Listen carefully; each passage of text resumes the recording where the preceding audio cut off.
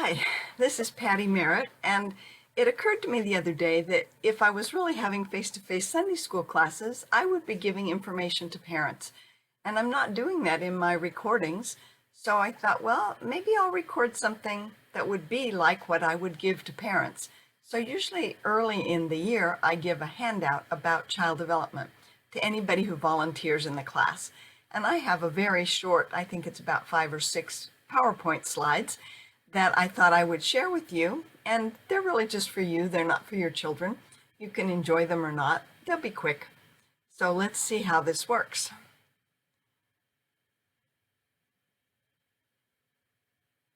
I have to try to bring up the whole slide. So I hope you're seeing something that says just for parents. And this is about what I call the pies of development. So it's the 4 basic parts of child development. They're physical, intellectual, emotional, and social.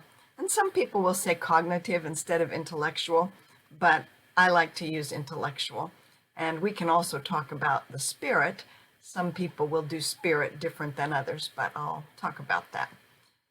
So for physical, we think about large muscle development. That's where your 2-year-olds want to climb up everything, and your 6-year-olds want to tumble around on the couch, and the 12-year-olds need to play soccer and run around. Or small muscle development. That's as they're learning to tie their shoes and buckle their jackets, and for little kids to use their utensils. Senses, and the sense of balance is an important part of physical development. If you see your child has trouble with spatial relationships where their body is in space or maintaining balance, then you're going to want to try and do some activities with them to help them develop. I have more on balance. We can talk about that if you like these. Of course, sleep and nutrition are part of physical development, and vision and teeth. And then any physical conditions, if they have hyperactivity or a disability of some kind, or their brain is wired for dyslexia, those would all be physical kinds of conditions that would be part of your child's personal overall development. So that's physical. Here's intellectual. I include language in intellectual. There is a component of that certainly with physically, how you make the words with your mouth and being able to hear it. But I think of language as primarily a way to communicate and to comprehend what others are saying to you. So I see that as primarily intellectual. And of course, literacy, all the stories you tell and all the books you read. Intellectual is more than just memorizing the colors or the shapes of things. That's rote learning, and while it's important that children learn that, what we really want to do is stimulate their curiosity in the world, their creative thinking, their ability to solve problems. Those levels of higher order thinking is what we're aiming for in intellectual development. Then we have the E. The E is how we feel about ourselves. It's emotional development.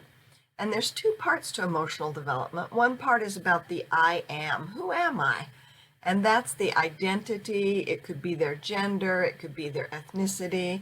They might be able to identify, depending upon how old they are, with their religion and their Christian beliefs.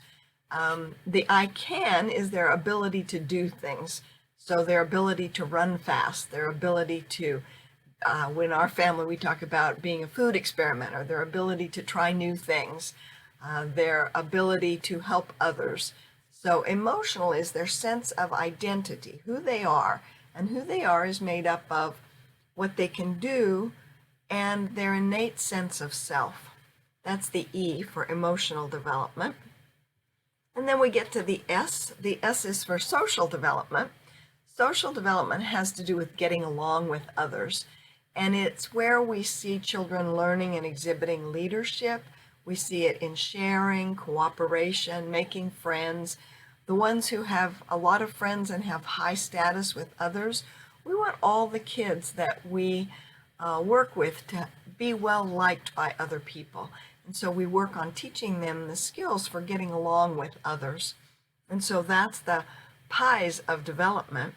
When it comes to spiritual development, quite often My profession doesn't address spiritual development, but quite often as I'm talking with different groups, we might talk about the spies of development and make the S at the beginning of spies its own spiritual development. Obviously, if you're watching this, you're connecting through my Sunday school, so you're getting spiritual development with your children there. And the values that you instill in them.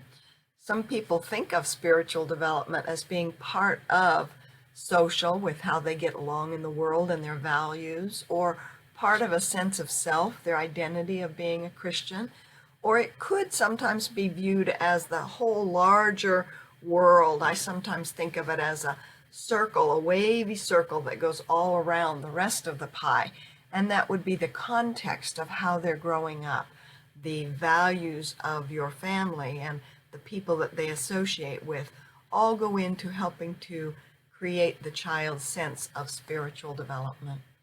These 4 parts, and 5 if you want to count spiritual development separately, are a good way to think about how your child is growing in balance.